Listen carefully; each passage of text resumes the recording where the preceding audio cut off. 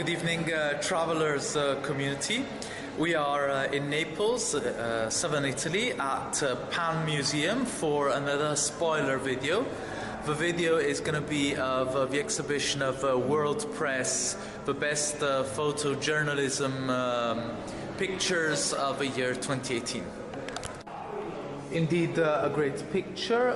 Not many people are aware that in 2017 and 2018, many penguins throughout the world actually died. They didn't manage to hatch in the South Pole due to a change in temperatures. Many of the photographers here have chosen to depict disasters of the environment. These are not due to climate change, but direct intervention by man. This is an illegal gold mine. These are pictures taken in a village in Austria where people manage to produce all the energy they need for life without harming the environment. So basically these two girls are sisters. They live a rather carefree life, and this is pretty much the hippie dream. These are pictures of the Netherlands and the miracle they've made with agriculture and greenhouses with LED devices. And most people know about how the Dutch managed to grow the best tulips in the world and the best wheat in the world, but they're doing a lot for food production as well. Rubbish disposal in Lagos. Lagos is one of the largest cities in the world, and no one knows exactly how many people live in Lagos. As usual, the poorest can't really afford technological innovation. These are pictures of girls that were kidnapped in and around Nigeria by the criminal organization Boko Haram. They are terrorists, and these girls were kidnapped and they were going to be used as suicide bombers.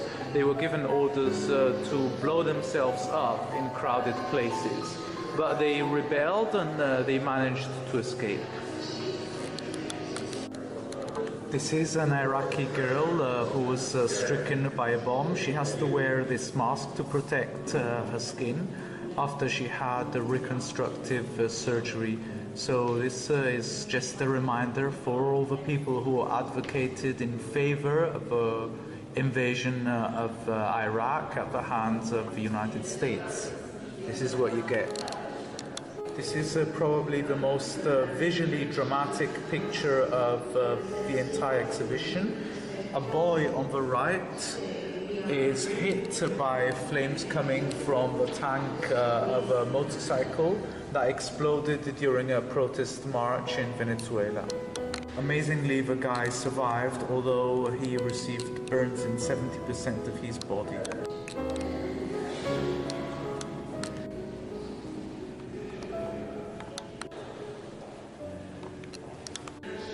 These are the faces, or rather the pictures of leaders of right-wing movements in the United States called to unite after someone in local administration decided to remove the statue of General Lee, the famous general of the American Civil War. So this is what you would call a WASP, a white American, quite racist and hardcore nationalist.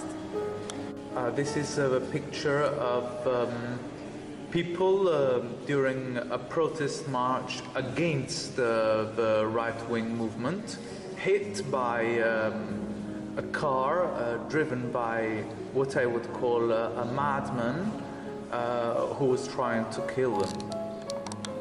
This is a kind of a dream, the real dream for everyone, not like New York, which has become more of a show. This is the Marathon des Sables, the desert marathon in Sahara Desert in Morocco, where you have to run for 7 days and carry all your stuff with you, your food, your equipment for the night. Maybe just the water you don't have to carry because it would be impossible. And this is a real challenge of challenges. I wouldn't dare do it.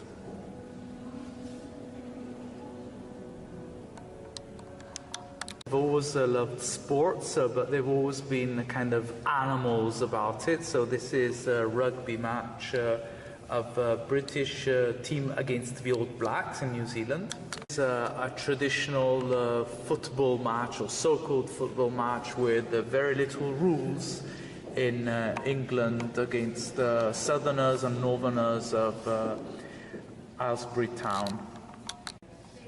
This is an epic shot of horse riding in Indonesia, of all places. The riders are very young, between the ages of 5 and 10. Mr. Trump said, "I will make the United States of America great once more." Yeah, whatever. I had thought this to be the victim of illegal hunting in South Africa, whereas this rhinoceros has been put under narcotics to be transferred in Botswana, saved from illegal hunting and reinserted into the wild. Sadly, last year, or maybe this year, China made it legal to import animal products for so-called medical purposes. So there will be even more hunters craving after rhinoceros horns. The last thing I'd like to tell you about the exhibition is that visiting it is a good means of getting in touch with what happens around the world, because all the information you can see here from these pictures is obviously unbiased. So it's like reading 100 newspapers in just an hour. And it's definitely something important to do. So this is going to be the last picture for today. If you like the video, please subscribe to my channel. If you don't like it, please leave a comment below, and see you next time.